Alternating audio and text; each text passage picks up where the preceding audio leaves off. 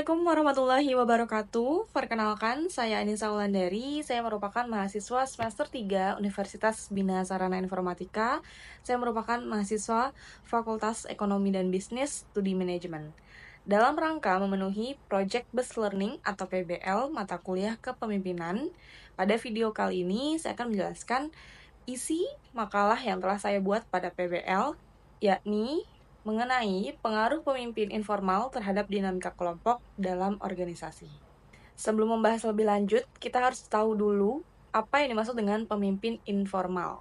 Karena pemimpin dibagi menjadi dua, ada informal dan formal. Nah, kali ini saya akan membahas mengenai pemimpin informal. Jadi, pengertian dari pemimpin informal itu sendiri ialah seorang individu, pria atau wanita, yang walaupun tidak mendapatkan pengangkatan secara formal yuridis sebagai pemimpin, tetapi memiliki sejumlah kualitas, baik objektif dan subjektif, yang memungkinkan mencapai kedudukan sebagai orang yang dapat mempengaruhi kelakuan serta tindakan suatu kelompok masyarakat, baik ke arah positif maupun ke arah negatif. Jadi, pemimpin informal ini berbeda dengan pemimpin formal. Pemimpin formal ia sudah terstruktur, ada struktur organisasinya dan ditetapkan secara yuridis bahwa individu tersebut adalah pemimpin secara formal. Tapi kalau pemimpin informal ini dia tidak tertulis secara struktur, tapi dia ditunjuk sebagai masyarakat sebagai pemimpin. Itu yang disebut dengan pemimpin informal.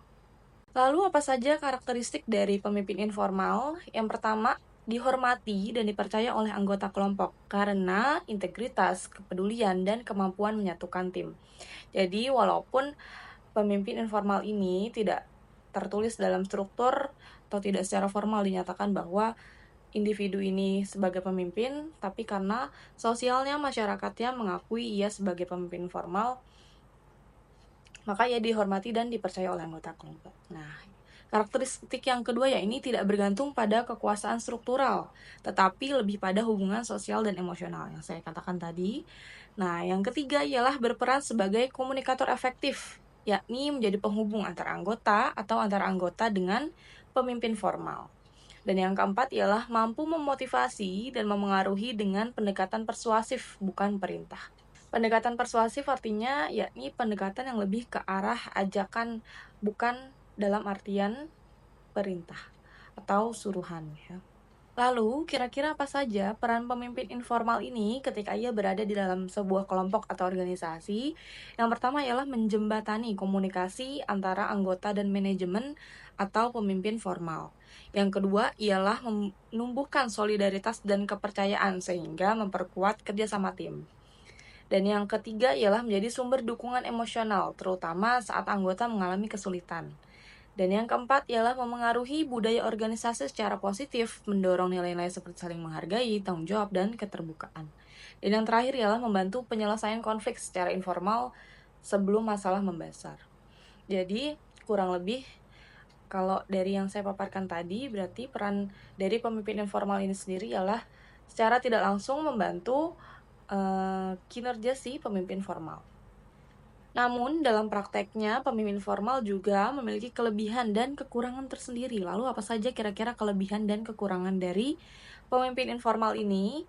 Dari sisi kelebihannya, yakni pemimpin informal, ia fleksibel dan adaptif terhadap perubahan situasi. Jadi, tidak kaku ya, tidak harus merujuk pada aturan yang berlaku karena ia fleksibel dan adaptif.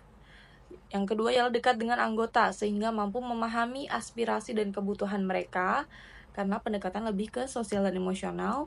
Yang ketiga ialah membangun pengaruh berdasarkan keteladanan dan relasi personal. Dan yang keempat ialah mendorong motivasi intrinsik melalui pendekatan yang tidak mengancam.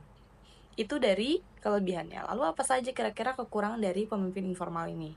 Yang pertama ialah tidak memiliki kewenangan resmi, sehingga pengaruhnya bisa terbatas pada kondisi tertentu. Contoh ialah misalkan pemimpin informal ia memiliki kebijakan, tapi karena keterbatasan secara struktur ya, artinya dia tidak bisa semena-mena atau semenang-menang untuk mengambil keputusan, makanya kadang terhambat oleh kondisi tertentu. Yang kedua ialah potensi konflik jika nilai atau arahannya bertentangan dengan pemimpin formal. Dan juga bisa terjadi kalau misalkan antara pemimpin formal suatu organisasi dengan pemimpin informal berbeda pendapat atau arahannya tidak sama, itu bisa menjadi potensi konflik. Dan yang ketiga ialah subjektivitas tinggi karena pengaruhnya bisa dipengaruhi oleh kepentingan pribadi atau kelompok tertentu. Lalu kira-kira bagaimana cara kita untuk memanfaatkan pemimpin informal ini dalam sebuah organisasi? Yakni yang pertama kita bisa mengidentifikasi pemimpin informal melalui observasi dan umpan balik dari anggota. Yang kedua ialah melibatkan mereka dalam pengambilan keputusan, diskusi kelompok, atau kegiatan tim agar pengaruh positifnya lebih maksimal. Yang ketiga ialah memberi ruang bagi pemimpin informal untuk menyampaikan aspirasi kelompok tanpa mengganggu struktur formal. Dan yang keempat ialah mengembangkan kemitraan antara pemimpin formal dan informal untuk memperkuat harmoni dan komunikasi dua arah. Oke, baik. Sekian pemaparan dari saya mengenai pengaruh pemimpin informal terhadap dinamika kelompok dalam organisasi. Semoga apa yang saya sampaikan bisa bermanfaat untuk teman-teman sekalian. Wassalamualaikum warahmatullahi wabarakatuh.